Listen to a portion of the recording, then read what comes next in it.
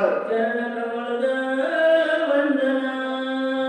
एवढं असताना हनुमंताने पाहिलं. हनुमंत आल्याबरोबर काळजीला पाहिलं. काळजीला कळलं आता म्हणजे गिराईक आलं.